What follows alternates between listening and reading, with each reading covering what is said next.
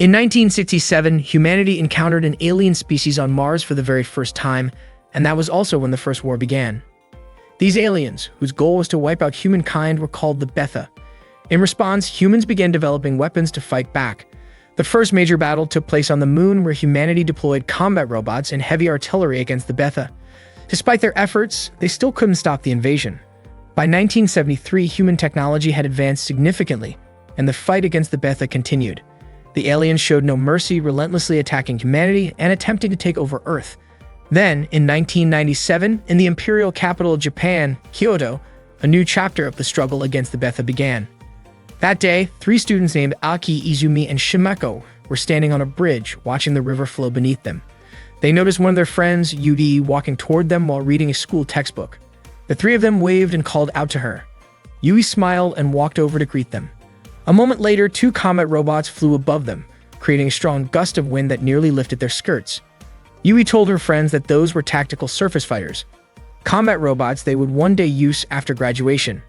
The specific model was the Type 82 Zukaku, a machine developed by Yui's father. Yui and her friends attended a training academy for the Capital Defense Forces. That morning in class, their teacher explained that soldiers in their first battle against the Betha could usually last only 8 minutes. If they managed to survive beyond that, it would mark the first step toward becoming skilled pilots. While the teacher was explaining, Yui's friends were chatting among themselves.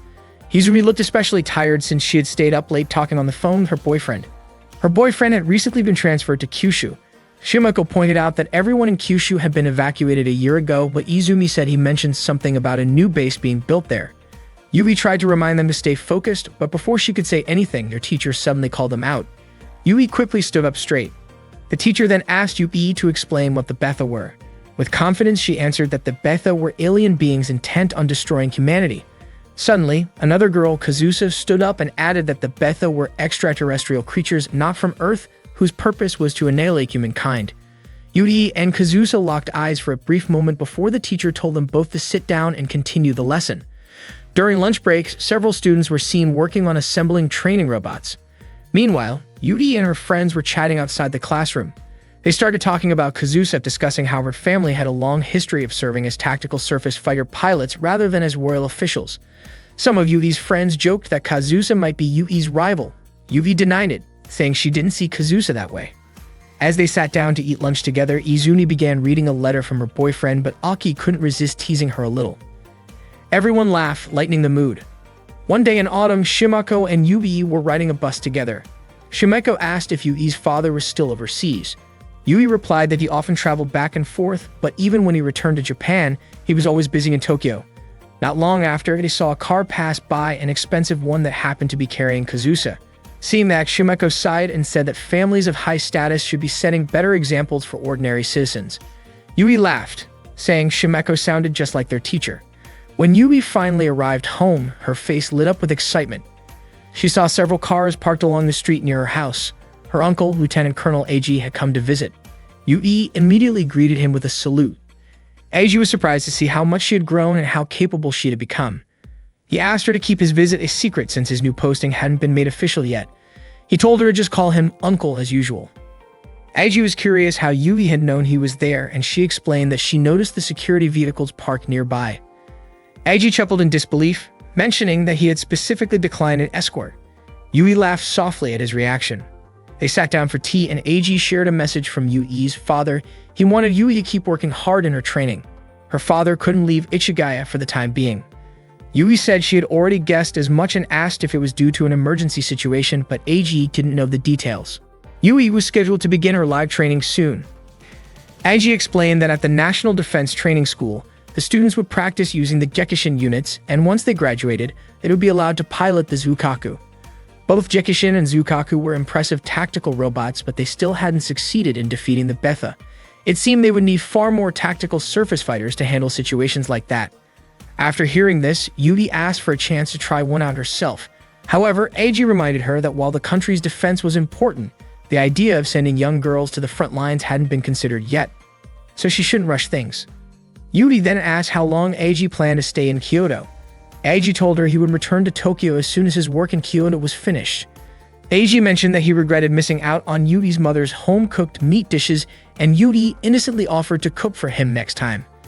Eiji laughed softly and patted Yui's head before gazing up at the beautiful evening sky over Kyoto. That night, Eiji and his colleagues visited the Kubun residence to meet Yui. Yui asked why, out of all 5 noble families, Eiji chose to visit the Kubun family. Eiji said he wanted to show her something, then handed her a file containing information about a new weapon. Yui expressed her hope that this new weapon could finally bring an end to the war, and Eiji shared that same hope.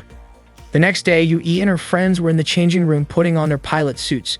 The suits were tight and form-fitting, which made Aki blush and say they felt a little embarrassing. Shimeko teased Amamiya, saying that a kid like her should be shy about something like that. Meanwhile, Kazusa kept staring at Yui. It was clear she really wanted to beat her. The students climbed into their tactical surface fighters and prepared their protective gear and weapons. Yui and her friends began activating their machines. Once ready, they launched into the air. Their instructor reminded them to stay as close to the ground as possible. Aki, however, flew her unit too high and triggered a height warning before colliding with a laser beam. After that, the instructor told them to switch to ground formation and engage mock enemies. The machines moved carefully, avoiding contact whenever possible, but an accidental collision occurred. The instructor declared that everyone had failed and ordered them to return to base, giving them a punishment of 10 laps around the field. Yui and her friends carried out the laps as instructed, then resumed their training. This time, they had to hold their positions and fire at targets ahead. The instructor urged them to keep fighting, reminding them that in real combat, those who gave up first would be the first to fall. During a training match, Kazusa faced off against Yui. Kazusa managed to push Yui back, and just as she was about to finish her attack, Yui countered and struck back, damaging part of Kazusa's unit. Yui then landed a clean hit on Kazusa's robot's shoulder, securing her victory. During the break, Kazusa was rinsing her hair when Yui approached and handed her a towel. Kazusa smiled and accepted it. That evening, Kazusa joined Yui and the others for a snack run. The group was cheerful and welcoming, making Kazusa feel like part of their circle. Later that night, when they tried sneaking back into the school, they were caught by their instructor. As punishment, they were assigned to clean the tactical surface fighters used in training. One autumn night, a robot unexpectedly malfunctioned and exploded. Emergency crews rushed to evacuate the injured, while several students watched in shock. The instructor told them that if they couldn't handle witnessing something like that, they might not be ready to be there at all. After the incident, a few students decided to withdraw from the program and said their goodbyes. By 1998, war had broken out between humans and the Betha on the Korean peninsula. Civilians could only watch from afar as the battles raged on. At the same time, Eiji, who was stationed at the Ichigaya Weapons and Technology Defense Center, received reports about the situation. He realized that the fortresses were eventually being overrun, and it was only a matter of time before Japan would come under attack. That night, a fleet led by Captain Izumo with Emiya among its ranks prepared to head toward the battlefield. The first officer reported that the Betha had entered the Tsushima Strait from the southern part of the Korean peninsula and that more were on their way. Captain Izumo knew their fleet wouldn't be able to hold off such a massive assault, especially since some allied ships were caught in a storm. Even so, he ordered his crew not to let the Betha reach the mainland, because if they did, tens of thousands of people would lose their lives. In July, lines of tanks fired their cannons toward the sea, trying to stop the Betha from reaching the mainland. The cannons kept firing non-stop, but the Betha continued to push forward toward land. Their attacks had already started spreading across Kyushu. That day, Izumi suddenly screamed in shock, and her friends immediately gathered around her. Kazusa came over and asked what was happening to Izumi. It turned out that Izumi's boyfriend, who had been transferred to Kyushu, had fallen in battle. Even Shimeko's cousin, who lived in Tottori, had died because he couldn't evacuate in time. Yui tried her best to comfort Izumi, who was crying uncontrollably. Meanwhile, the news broadcast reported that Betha forces from northern Kyushu and the Sanin region on the western side of Honshu were approaching the mainland. Japanese and American troops stationed in Japan were planning to join forces and form a defensive line connecting Maizuru and Kobe to protect the capital. Evacuation orders had already been issued across several regions. Only then did Yui and her friends realize that the reason their training had been accelerated was so they could soon be deployed to help. Several areas were in the process of evacuation, including Osaka, Shiga, Nara, Wakayama, Mie, and Aichi. During one of these evacuations, an elderly man suddenly decided to return to Kyoto. He believed that if the capital fell, there would be no point in fleeing to Tokyo. His family tried to stop him, but he insisted on going back to Kyoto. At the same time, the cadets at the pilot training dormitory strengthened their resolve to fight. Yui practiced with determination, Izumi couldn't stop thinking about her late boyfriend, and Kazusa seemed fired up to destroy the Betha. When the day of departure finally arrived, Yui said goodbye to her mother and family. They were deeply moved as they watched her leave. Yui's mother expressed how proud she was that her daughter was dedicating herself to serve the nation and its people. Before leaving, Yui saluted her mother with respect and gratitude. By July 31, the final line of defense in Kyoto had completely collapsed. The 27th Recon Unit had encountered the 3rd Betha wave just 6 kilometers west of Azuru. The D-21 and A-19 Recon units had been shot down by laser attacks. At the same time, intense battles were taking place around Fukuchiyama. Because Yui and her team were still in training and lacked combat experience, their mission was to guard the Arashiyama base in Kyoto. They weren't allowed on the front lines since sending them there would only burden the other troops. Their most important duty was to protect the base at all costs. Although they understood that the decision made sense, being labeled as a burden still stung. Izumi especially couldn't let go of her desire to avenge her boyfriend's death. Suddenly, Kazusa rushed in and reported that the Betha had broken through the defensive line and were advancing toward Takagame, not far from their base. The group ran outside to see the battle for themselves. Sure enough, it looked like the defense troops were starting to get overwhelmed. When one of the mechs approached the base to resupply, it was suddenly hit by a laser strike and exploded. Yui and the others were stunned by what they saw. Yui couldn't help but think that the world might truly be heading toward collapse. It had been a long time since any country had even been able to count the number of casualties anymore. Then, a sudden emergency alert blared across the comms. Betha had been detected just 10 kilometers west of the base. Yui and her team immediately rushed to their tactical surface fighters. Shimeko was puzzled, wondering why the Betha had advanced so quickly and were now targeting the ammunition depot behind the front line. But Yui disagreed, saying that they were now the ones standing on the front line. The team activated their machines and began moving forward. Reports came in saying that more Betha were arriving in massive numbers. The leading force consisted of destroyer-class units, followed by grappler-class with the laser-class positioned in the rear. Yui hoped that she and her friends would make it through the battle safely. With determination in their hearts, they took off, flying straight toward the incoming assault. During the battle against the Betha, the squad leader ordered Yui to take command of the 2nd Tactical Surface Fighter Unit, which would focus on attacking the destroyer-class enemies. Meanwhile, the 1st unit, under the squad leader's direct control, was tasked with protecting the 3rd unit, which would concentrate on engaging the grappler class. The leader reminded everyone that if they saw any laser fire in the sky, they had to prioritize eliminating the laser-class enemies first. Yui and her teammates stood ready on the front line, waiting for the destroyer class to appear. Soon, Yui signaled that the enemy was approaching. The squad leader instructed her team to lure the Betha as close as possible and to stay below 100 meters in altitude. As the Betha forces closed in, the squad leader ordered a shift to the Arrowhead 1 attack formation. All tactical surface fighters advanced, preparing to fire in unison. Shimeko appeared nervous and began firing repeatedly at the Betha. Yui quickly reminded her to recall their training on how to deal with the destroyer class. Following Yui's command, the team ascended and opened fire from above. After successfully hitting several targets, Shimeko managed to destroy a few destroyer-class units and smiled with relief, proud of what she had accomplished. Suddenly, a warning flashed. A laser-class enemy had appeared nearby. Yui noticed Shimeko had flown past the safe altitude limit and tried to warn her. Shimeko realized it too late. A laser beam struck her unit, causing it to explode. Izumi was shocked, and Aiki cried out her name in horror. The squad leader told everyone not to panic, explaining that if they stayed close to the other Betha, the laser class would be less likely to target them. Kazusa then asked where the laser class was hiding. The squad leader responded that it was positioned at 2 o'clock, about 1,200 meters away, near the transmitter station. Kazusa quickly located the target, locked on, and prepared to fire. But before she could take the shot, she heard Izumi's desperate voice. She was under attack. Kazusa immediately redirected her aim and fired to protect Izumi. Betha forces kept coming in waves. Aiki was also firing but soon ran out of ammunition. Just as Betha was about to overpower her, Yui rushed in and took it down just in time. The squad leader urged everyone to stay focused on their assigned targets and reminded them not to let the enemy reach the 3rd unit. The team continued to fire at the incoming Betha. Aiki drew her sword and slashed through several enemies.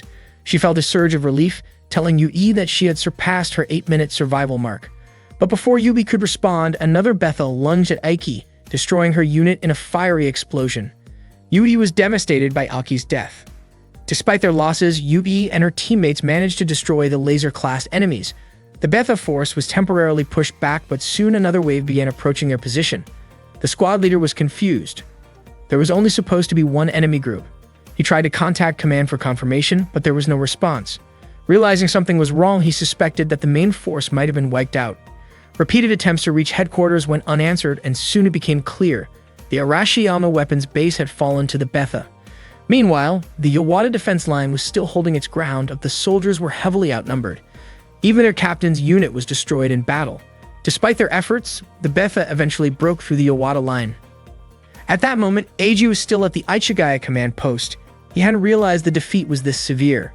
He asked his aide about the American forces, and the report came back that U.S. troops had deployed tactical surface fighters from the Theodore Roosevelt carrier through the Biwa Canal to support Japan's defense.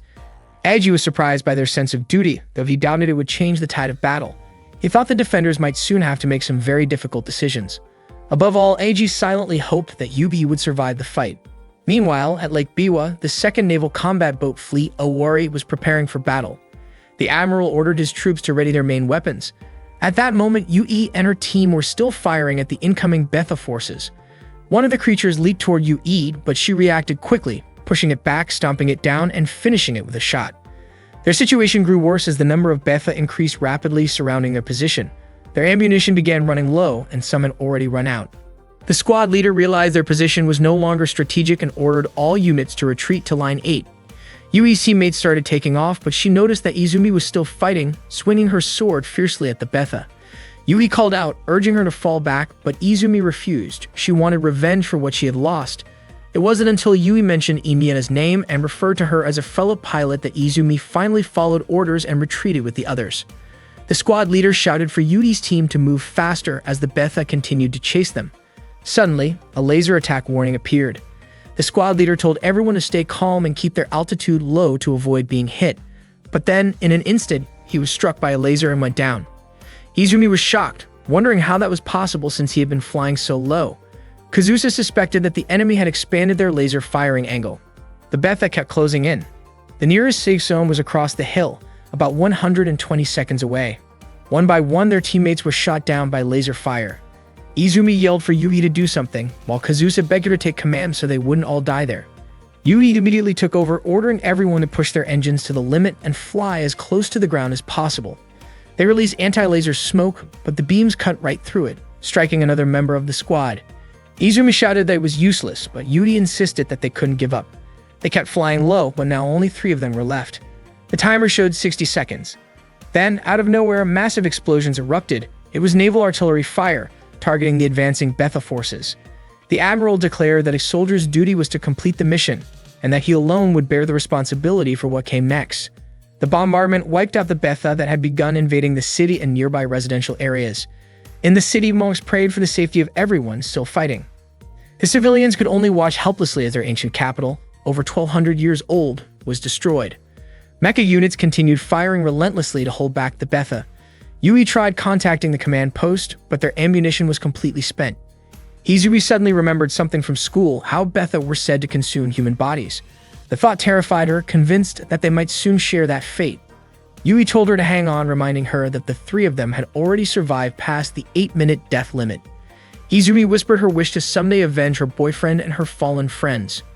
Yui reassured her that they could keep fighting, together with the rest of the forces still holding the line.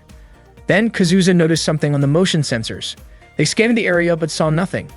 Without warning, a Betha burst out from a nearby building and lunged straight at Yui. The creature pinned her mecha to the ground, trapping her underneath. Kazusa wanted to shoot but couldn't risk hitting Yui at such a close range. Yui shouted for Izumi to fire. A moment later, the Betha exploded into pieces. It turned out that Izumi hadn't fired, the shot came from elsewhere. A Type 94 Shiranui Unit 1C landed right in front of them. The pilot was their instructor. He told them that surviving past the 8-minute mark proved they were becoming real pilots. From now on, he said they should address him as captain, because they were no longer just trainees, they were in a real battlefield. He promised to protect them and ordered them to head to Kyoto Station at Line 8, where they could regroup and restock ammunition. The 3 were reluctant to leave him behind, but he firmly insisted that they follow orders. Yui, Izumi, and Kazusa then took off toward Kyoto Station. Watching them go, the instructor hoped that one day he would see them again, as true, fully fledged pilots. As the Betha swarmed closer, he raised his weapon and opened fire, determined to hold them back no matter what. While Yui was flying, she occasionally glanced back to check on her instructor, who was struggling behind her. She wanted to help, but she couldn't. she had to keep moving forward. Yui contacted the command post to report that she and her teammates, the 2nd Arashiyama unit, would be entering from the west. Unfortunately, during their flight, a group of Fort-class Betha appeared and blocked their path, forcing the 3 of them to crash. Yui's tactical surface fighter was too damaged to operate any further, so she quickly got out and tried to contact Kazusa and Izumi. There was no response. Determined to find them, Yui kept moving through the wreckage until she found Izumi's TSF. But Izumi wasn't there, only a small photograph of her and her boyfriend remained inside. Yui pressed on, searching the area near the fallen unit. There were traces of blood everywhere, and when she followed them, she froze in horror. She saw Izumi's lifeless body being consumed by several soldier-class Betha. Yui immediately turned off her flashlight and tried to stay silent. Suddenly, Kazusa's voice came through the comms. Yui asked where she was and began heading toward her location. At that moment, Kazusa's TSF was surrounded by Betha, tearing apart its armor piece by piece. Inside, Kazusa was in pain, struggling to stay conscious while calling out to Yui. Desperation filled her voice as she begged Yui to end her suffering before the Betha reached her. Yui finally found Kazusa's unit, still being swarmed by the creatures. With trembling hands, Yui aimed her pistol at the Betha, ready to fire, but when Kazusa pleaded for her to shoot, Yui couldn't bring herself to do it. She screamed in anguish and pulled the trigger several times into the air, unable to point the weapon at her friend. Powerless, Yui fell to her knees, forced to watch as Kazusa was dragged away and killed. Just as the Betha turned toward Yui, a powerful blast hit the creatures, throwing her backward. A Take Mikazuchi Type TSF had arrived, its sword drawn as it descended. The unit landed with incredible force, slashing through the swarm and firing rounds that obliterated the remaining Betha nearby. Then everything went dark for Yui. When she woke up, she found herself in the student infirmary. Her body was weak, but she managed to step outside, only to be met with a sight that broke her heart. Kyoto had fallen. The city was nothing but ruins, completely overrun by the Betha. The world seemed to be ending, and human casualties had become impossible to count. Yui couldn't help but wonder if humanity was nearing total collapse. A nurse noticed Yui wandering outside and quickly called out to her, reminding her that she wasn't in any condition to walk around. The nurse gently brought her back inside. As they entered, the sound of a crying baby echoed through the room. Yui began to cry as well, prompting the nurse to ask if she was in pain. 3 years later, Yui was on a transport aircraft, staring out the window. She had made herself a promise, never to cry again. On the day she was rescued and treated at the infirmary, she swore she would never allow the world to fall into ruin ever again. One day, the robot piloted by Teresa was being targeted by the one controlled by Kriska and Inia. Teresa was caught off guard when Kriska managed to lock onto her position. She quickly took off, trying her best to evade the pursuit. Kriska seemed to enjoy it, hoping to see the colors of Teresa's desperation unfold. That same day, on May 2, 2001, a transport plane was flying over Alaska, carrying 2 American soldiers, Yuya and Vincent. Vincent pointed out the Yukon River to Yuya and asked what kind of challenges the Spirit of Alaska might have in store for them. Looking rather uninterested, Yuya replied that all he planned to do was eat salmon roe and sleep. Vincent couldn't believe his attitude. He reminded Yuya that they were representatives of the United States and should make their country proud. Yuya, however, dryly commented that it felt more like they had been demoted. Vincent mentioned that the Yukon base was home to tactical surface fighters from all around the world. Hearing that, Yuya recalled the days when he used to fight alongside his friends. Not long after, their plane began its landing approach, but suddenly, an alarm blared, signaling danger. Meanwhile, the battle between Teresa and Kriska continued. Teresa grew frustrated, wondering why she couldn't shake Kriska off her tail. A warning message came through ordering her to return to base. She ignored it, believing that if she stopped now, Kriska and Inia would surely defeat her. Back on the plane, Yuya rushed into the control room to find out what was happening. He learned that 2 tactical surface fighters had entered the training zone and were now flying dangerously close behind the aircraft. The pilot was confused about why they were maneuvering that way and began to panic as the situation grew more dangerous. Seeing the pilot's hesitation, Yuya firmly told him to stay calm and keep the plane steady. At that moment, Teresa fired at Kriska. Yuya took over the controls and instructed the pilot not to climb, insisting that they maintain a straight path to the runway. The 2 mecha continued their high-speed chase near the plane. Soon, Kriska locked onto Teresa's position again, which surprised her. Kriska felt a strange sense of satisfaction, knowing she had made Teresa nervous. When the plane finally touched down safely, the pilot sighed in relief, saying Yuya was definitely suited for the Yukon base. Teresa, however, was furious, frustrated that she couldn't outmaneuver Kriska. Kriska asked her command unit for permission to eliminate her target, but Enia quickly urged her not to take things too far. Despite that, Kriska fired another round from above, forcing Teresa's unit to crash. Yuya and Vincent hurried over to the crash site to make sure the pilot was safe. Yuya reached out a hand to help, but Teresa, still angry and embarrassed, refused and shouted in frustration toward Kriska. Meanwhile, Kriska reported to the command post that the opposing pilot had survived. She then flew back toward the base. Enia admitted that she was scared, worrying that Teresa might be seriously hurt. Kriska reassured her, saying that Teresa was fine and she had confirmed it herself. Enia asked whether their own tactical surface fighters, or even they themselves, might end up destroyed someday. Kriska confidently told her not to worry, promising that she would protect her. Enia smiled, feeling relieved and trusting Kriska completely. At the same time, Teresa, Yuya, and Vincent were being escorted to their dormitory. Vincent was amazed by the number of tactical surface fighters stationed there. He guessed that the base was truly serious about gathering top pilots and machines from around the world. With that kind of collaboration, he believed humanity would finally stand a chance against the Betha. The project, known as Prominence, was an international initiative to develop the next generation of tactical surface fighter technology. The United Nations had designated the Yukon base as a central hub for foreign military units that had lost their home countries, allowing them to continue research and development. The ultimate goal was to bring together test pilots and prototype mecha from every nation, creating a bridge for shared knowledge and technology in the advancement of tactical surface fighters. Teresa rolled her eyes at Vincent's excitement, teasing him for acting like he had never seen a tactical surface fighter before. She asked where he came from, and Vincent proudly said he was from Groom Lake, Nevada, home to one of America's biggest research facilities. Noticing the pilot insignias on Yuya's and Vincent's uniforms, Teresa asked if they were both pilots. Yuya confirmed it. Vincent then told Teresa she should thank Yuya, since without him, her crash might have been far worse. Yuya, however, said that Teresa had handled it herself. Curious, he then asked what kind of pilots the Terminator team were, but Teresa admitted she didn't know much about them either. Meanwhile, Yui was walking alone, feeling lost in the unfamiliar place she had just arrived at. Suddenly, Enia appeared and asked if Yui had lost her way. Enia then kindly showed her the right direction. Yui smiled, feeling a bit embarrassed for getting lost there. Enia was sure that Yui had just arrived, since the look and color of her uniform made it obvious to her. Not long after, Kriska showed up, and Enia immediately ran over to greet her. Yui finally reached the 3rd Allied Forces base, the Yukon Operations Command Center. That day, she was accompanied by Ibrahim as they headed toward a meeting room. Ibrahim introduced the members of their new team. 2nd Lieutenant Yuya, a skilled pilot from the U.S. Tactical Military School, 2nd Lieutenant Stella from Sweden, 2nd Lieutenant Vincent from Italy, 2nd Lieutenant Teresa from Nepal, and Lieutenant Yui herself, representing the Japanese Imperial Forces. Ibrahim, who came from Turkey, held the rank of lieutenant and served as the captain of the Argos unit. Ibrahim explained that their team would be participating in the development of the XFJ project. Suddenly, a man walked in and said that the XFJ project was a joint development effort by the Boeing Corporation based on Japan's Type 94 tactical robot model. Ibrahim introduced the man as Frank, a technical advisor from Boeing. He then explained that the purpose of the day's training was for all XFJ project members to get to know each other better. Valerio asked if they were going to infiltrate Lilfort, but Ibrahim denied it. Instead, he said they would take on something more challenging, Case 47, which involved a region filled with laser-class Betha units. Yuya quietly looked around at his teammates and realized that Italy, Sweden, and Japan were all countries that had lost territory to the Betha. He began to think that this project wasn't simply about cooperation between the US and Japan. Ibrahim then divided them into teams. Team A consisted of Valerio and Teresa, while Team B included Stella and Yuya.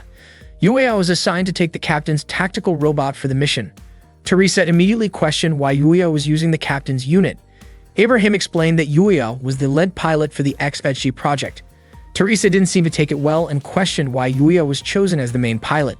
Ibrahim simply told everyone to prepare their tactical robots by 1325. Afterward, Teresa and Stella changed into their pilot suits in the locker room. Teresa complained about Yuya being the captain and said she felt sorry for Stella for having to look after the newcomer. But Stella thought Yuya seemed decent enough. Teresa was surprised that someone like Yuya fit Stella's type, but Stella just smiled. Confidently, Teresa said she could beat Yuya in less than 30 seconds. Stella advised her not to underestimate him, reminding her that Yuya was a Raptor test pilot. Teresa brushed it off, saying it didn't matter, and claimed she would make sure Yuya passed Argos' so-called initiation. Meanwhile, Valerio asked Yuya what brought an elite American pilot to the base. Yuya replied that there were many reasons for him being there.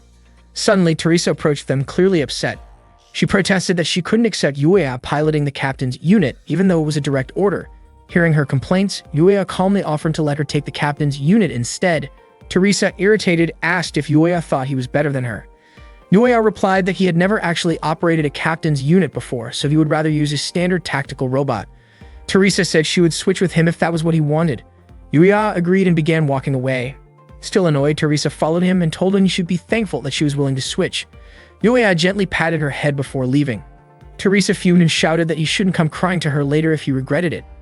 Yuya climbed into his tactical robot and Vincent immediately scolded him for switching units without thinking about the mechanics involved. Yuya replied that the system error rate of a tactical robot was only about 1%, then complimented Vincent's skill. Vincent smiled proudly, claiming to be the best mechanic in the world. After that, Yuya said his goodbyes and began the launch sequence. The tactical robot moved forward and took off. At the same time, Ibrahim, Yudi, and Frank monitored the mission from the command center, while the control post guided their tactical training through the operation. At that time, the Argos team had already entered the training arena. Yuya asked if Stella had seen their opponent, but she hadn't yet. There were too many signal jammers in the area. Realizing they could only rely on visual detection, Yuya told Stella to keep trying to locate the enemy. He said he had no intention of losing, and Stella replied that as a skilled pilot herself, she also wanted to win. Moments later, Valerio locked onto Yuya's position.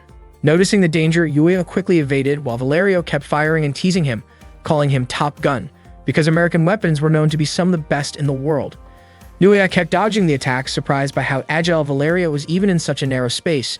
He hadn't expected Valerio to be the one attacking. He had thought it would be Yui instead. Before long, Teresa appeared and opened fire on Yuya. She declared that Yuya was her target and told Valerio to back off. Yuya dodged Teresa's shots and realized that her active unit had a clear advantage in speed. Soon, Teresa and Valerio cornered Yuya together, but suddenly, a precise shot from Stella almost hit Valerio. He was startled and felt lucky that the attack missed. It had been perfectly timed. Yuya and Stella focused their fire on Teresa, who tried to evade but found Valerio blocking her path. Frustrated, she told him to take care of Stella instead. Teresa continued chasing Yuya and fired another burst that nearly hit Valerio by accident. She checked her ammo. Only about 300 rounds of her 36mm bullets remained and grew irritated that none of her shots had landed properly on Yuya. Meanwhile, Valerio and Stella moved toward Area D. Yuya's tactical surface fighter had developed an issue in its right arm. Watching from the control room, Ibrahim remarked that Yuya was doing fairly well, but Frank commented that Yuya seemed to be struggling against the active unit. Valerio kept chasing Stella, who smiled and said that he would probably regret it later.